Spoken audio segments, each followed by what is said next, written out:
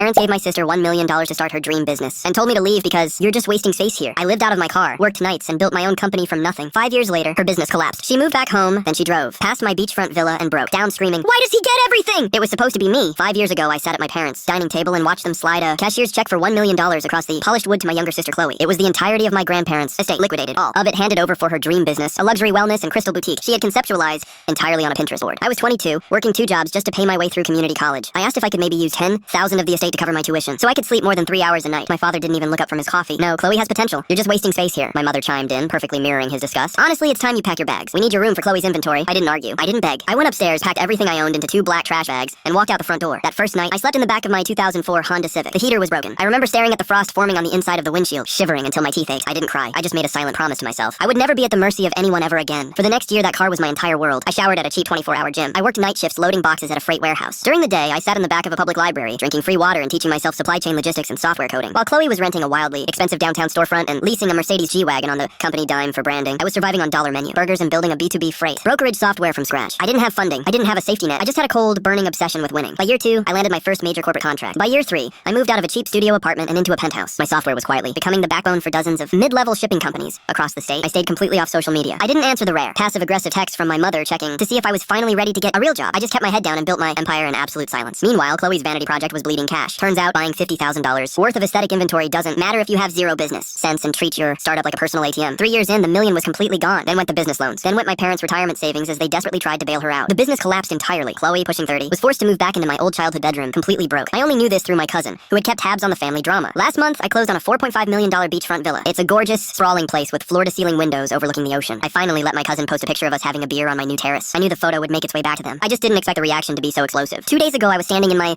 driveway signing for a furniture delivery when a beat-up sedan screeched to a halt at the edge of my private gate. It was Chloe. She looked unrecognizable. The designer clothes were gone. The smug arrogance that always rested on her face had been replaced by raw, frantic exhaustion. She gripped the iron bars of my gate, staring past me at the 4-car garage, the infinity pool, and the glass balconies. Her eyes were wide, bloodshot, and completely unhinged. "This is yours?" she choked out, her voice trembling. "This is actually yours?" I signed the clipboard, handed it back to the delivery driver, and walked slowly down the driveway toward her. I didn't smile. I didn't frown. "It is," I said, my voice completely flat. Her face crumpled. A visceral mix of profound jealousy and sheer disbelief washed over her. And then she just snapped. "Why does he get everything?" she screamed, her voice cracking as she yelled at the sky. "It was supposed to be me! I was the one with the vision. You're a nobody." She sank to her knees on the hot asphalt, sobbing hysterically, gripping the bars of my gate like a prisoner looking into paradise. I stood there for a moment, watching the golden child completely break down over the life she threw away. "You had $1 million head start." "Chloe," I said quietly through the iron bars. I had a Honda Civic. I turned around, walked back up my driveway, and pressed the button on my remote. The heavy metal security gates clicked shut, locking her out. I walked into my quiet, beautiful home, poured myself a drink, sat on my couch, and for the first time in 5 years, I finally felt warm.